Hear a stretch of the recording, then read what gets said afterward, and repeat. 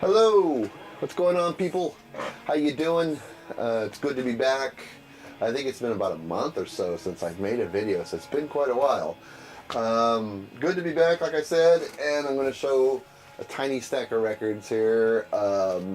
Records that I got in the last week, a week and a half or so. Some interesting stuff, so let's get started. The first one's from Prince. Piano and a Microphone, 1983. This is a new release. It's something that just came out recently. And something I'm really glad to have in my Prince collection. It's something I've been interested in since I heard it was coming out. Saw it in the store and thought I'd give it a try, and I'm glad I did. It's a great album. Well, it's an interesting album, let's put it that way. Great album would be Purple Rain or Sign of the Times. But this is a good album. A good album. And if you're a Prince fan, it's a very cool listen. A really cool listen. So I'm real glad I got this. Just an intimate little recording of Prince playing the piano and just singing. That's it. And I mean, this was just basically, I don't know, this is like a recording just for himself. So it was a home studio recording. The very opening track, 17 Days, is really cool on here. I mean, there's actually a lot of cool songs on here. There's even a early version of Purple Rain that he sings on the piano. Well, obviously, because it's just him on a piano, singing with the piano. And, yeah, a really good album. A mixture of some cool, upbeat songs and some really gorgeous sounding ballads.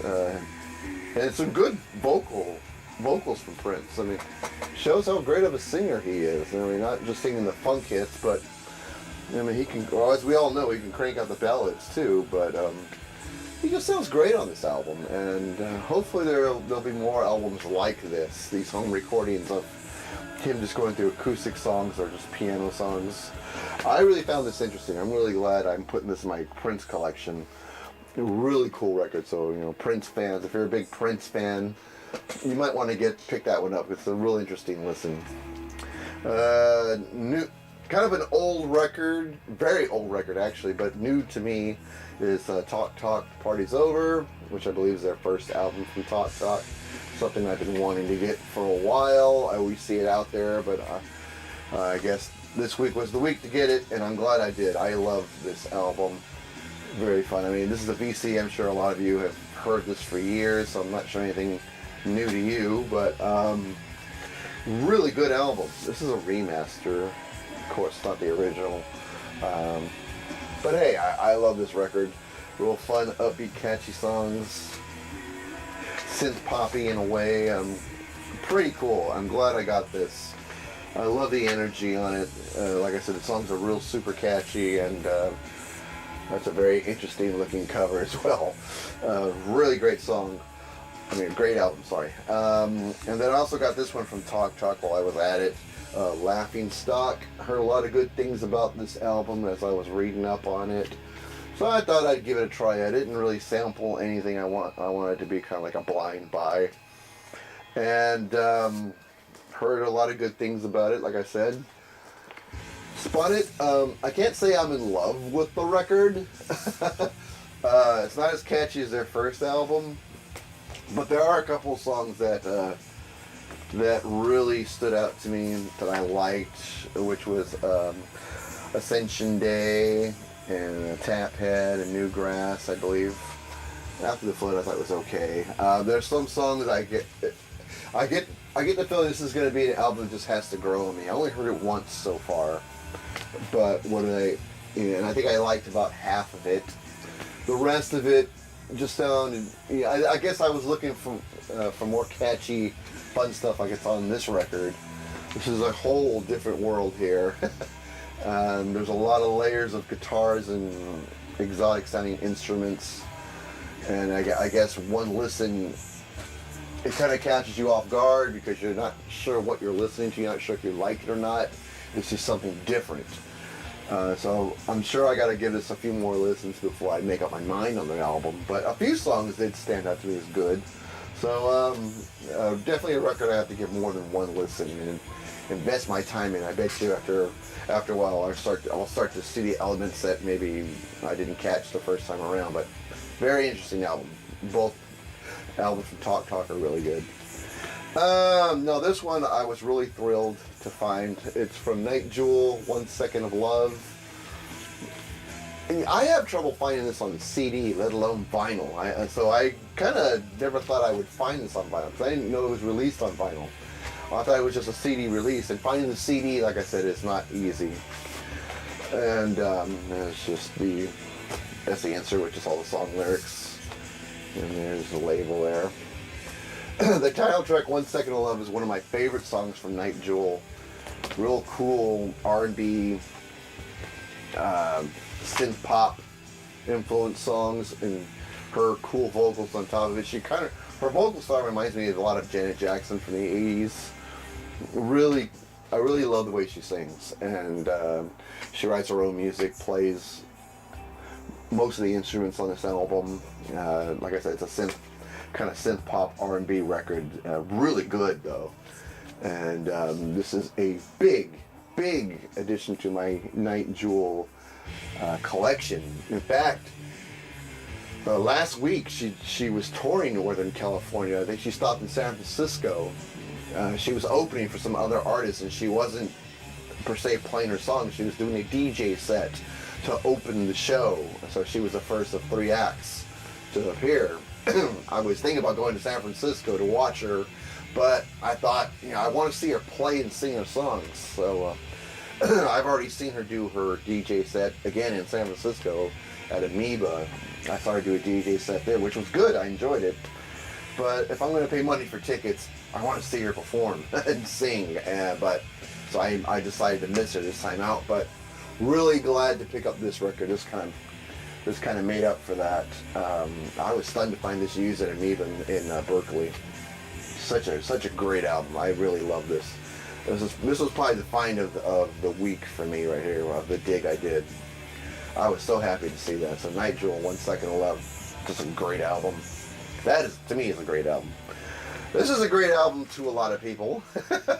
And like I said, I haven't even listened to the second side yet, but so I probably shouldn't even be showing this yet. But anyway, David Bowie, Aladdin Sane. I've always wanted this album, but I wanted to find a cool used copy. And even though there's a lot of wear on this cover, this is definitely used. But the vinyl is in good shape, so I figured I'll get it. And here's the gatefold. Cool gatefold, actually. I like the gatefold. And of course, back. Yeah, I've only listened to side 1 of this album. I'm not that familiar with it because I wouldn't say I'm a huge Bowie fan, though I do have some Bowie albums in my collection. And I like David Bowie, I'm just not a big fan. I'm not an obsessed fan, let's put it that way, where you have everything the guy's done. I just have my favorites, and that's about it, really. And I do have quite a few favorites from Bowie, and I do like David Bowie, just not a obsessed fan like most people. But real glad to have found a cool used copy of this album, which is in relatively good shape, though. Like I said, the cover has some wear. It does have the original insert, and it's on RCA Victor, the orange label. So there we are. Still a good find. And even though a lot of my albums in my collection are becoming reissues, I still love getting used albums. If I could, of a classic record like this, if I can find a good used copy, I usually go for that. Only time I see this album out there in the wild, it's a reissue, and I just wanted a cool used album from back in the day, and because I find them charming, and this was a great find. So there we go. David Bowie, Aladdin Sane. A couple of 12-inch singles, both of them I think were great, and I'm glad I have them. The first one is from Simple Minds, Someone, Somewhere, and Summertime. I didn't have this yet, so I was really glad to score it. I love the song. It's from the album New Gold Dream. Great single from Simple Minds, from their earlier records before, the Breakfast Club song and Once Upon a Time. Their earlier records were pretty good, and nice custom label on this 12-inch single. On the B-side, King is White and In the Crowd. And Soundtrack for Every Heaven, which is an instrumental. The B-side songs are just so-so, but oh man, that song right there, Someone Somewhere in the Summertime, great song, I love it. It's one of my favorite early Simple Minds tracks. The next 12-inch single is from the band The Church, for the band Tantalized, the song Tantalized, from their album Heyday, a great song as well from The Church. This is a really killer track. I liked it on the album. So I was really stoked to find it, 12-inch single. It's used for like a couple of dollars, but it was a no-brainer. I had to go out and get it, and it's on the Warner Brothers label. And it's just the same track on both sides. One is the edit, one is unedited. Side one is unedited, so pretty cool. Yeah, great song, great guitar work on this song too. I love the guitar playing on this track. One of my favorite songs from The Church, one of my favorite albums from them. Heyday's a killer album, so really glad to put that in the collection.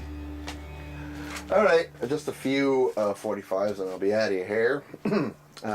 First one's from the band Boston. The great song Amanda. Absolutely love this song. The lyrics are printed on the back, so I can follow along with it. Really nice. And just a gorgeous song. One of my favorite songs from Boston. It is on MCA. And it even has the band logo here in the bottom, which I thought was kind of cool. So there we go. I still remember when this was a brand new song. I first heard on the radio, and I thought it was a great song. I still do. I love this song. So I'm glad to have the 45 of it.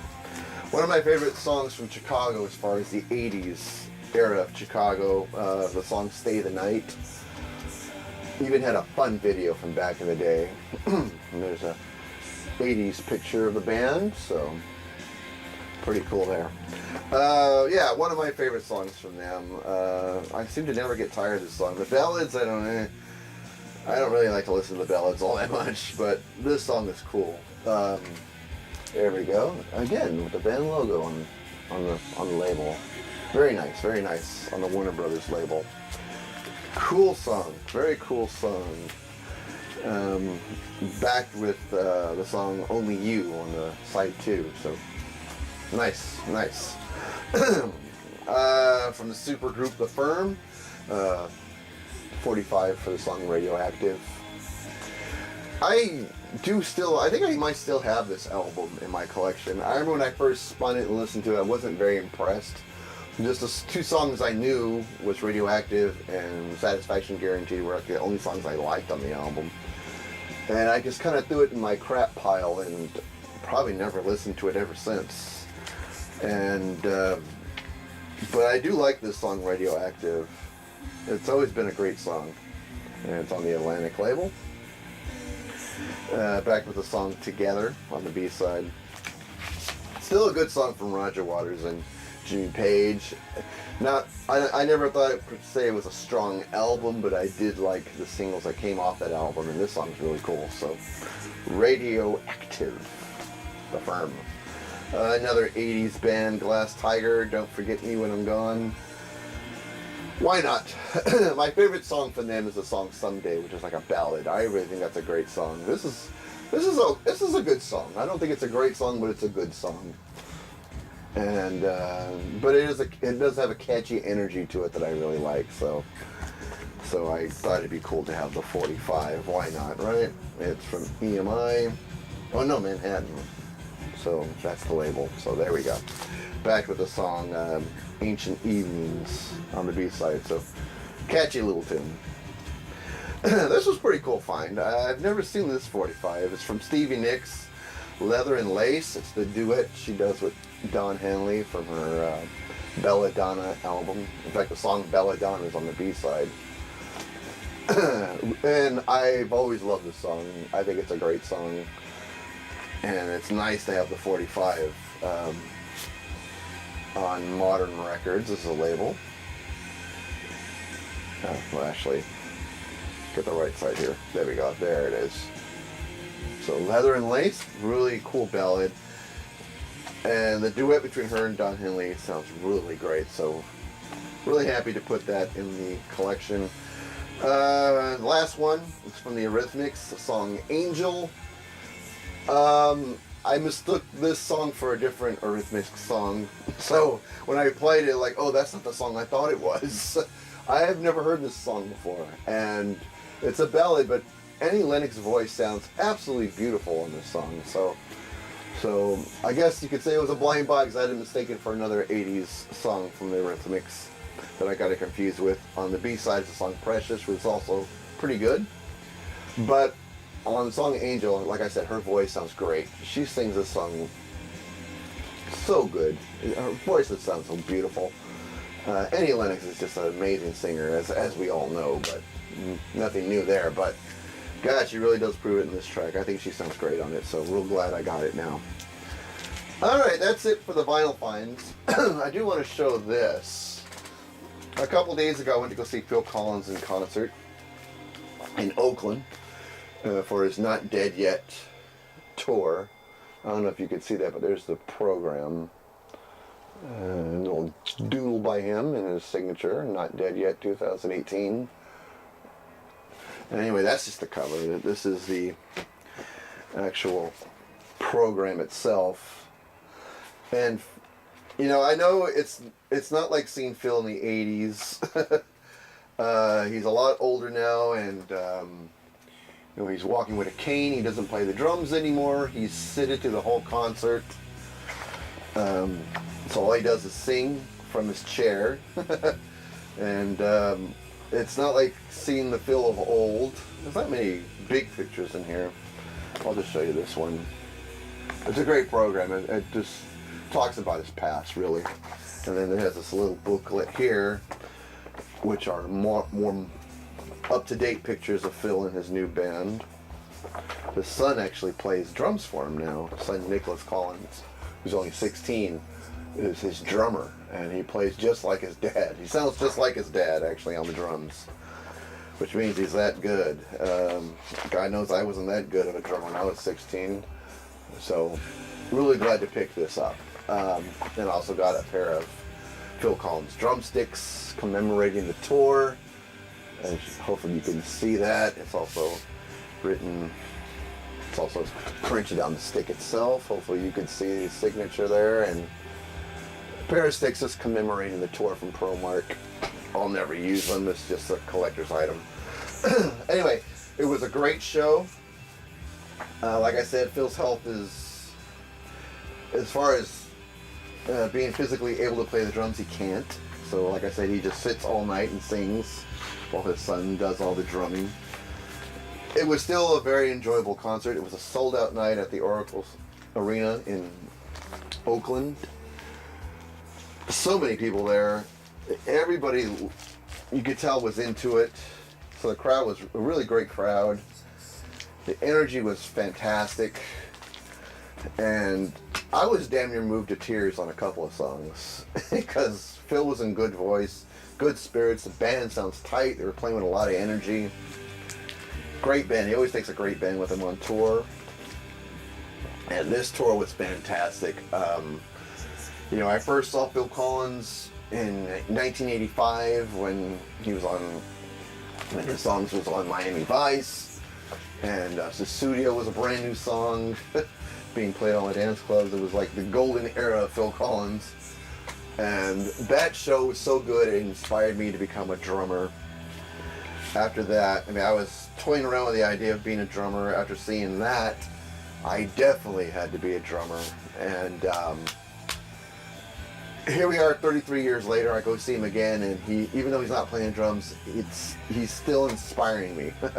Still, I came home on cloud 9 from that show, and now ever since I've been reminiscing about his music.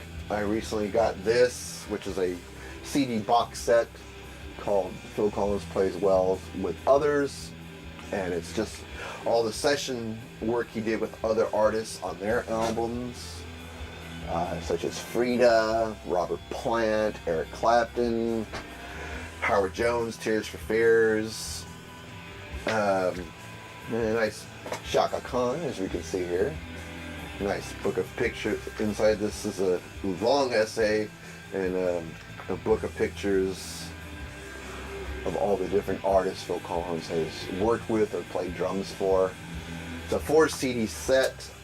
The last CD is all live material from people who he has sat down and jammed with and got a pro recording of it. So this is a really good box, and I've been on this nostalgic Phil Collins kick lately, and this concert was just the cherry on top. So I've been in full Phil Collins mode since then. Anyway, before I let you go, the title of this video is my latest final VC video. It seems like the last 4 or 5 videos, while I was filming them and getting ready to post them, in my head I was thinking, okay, this is going to be the last vinyl video I do, and I'm done. The last 4 of them, I felt like I wanted to stop making vinyl videos and stop making VC videos. For one reason only, because I still enjoy doing it, but as of lately I noticed my views per video have really gone down a lot. I mean, a lot, more than half. And though I still have my regulars that come and watch my videos and give me thumbs up and will post comments in the comment section, I'm very grateful for all of you who do that. I don't get many comments anymore, so you start to think, what's the point if not a lot of people is watching. I wouldn't say no one's watching, but not a lot of people are watching them. So what's the point of me continuing on doing this? I'll still collect vinyl, of course, but maybe not do videos anymore. Only because I just don't see the point. I mean, I notice I'm not being watched very much anymore, and it just kind of makes me feel like maybe I should just keep this obsession of vinyl to myself now, because not too many people are watching me anymore. And then, of course, a month will go by, and I'll get this itch to make a video because I do still enjoy it.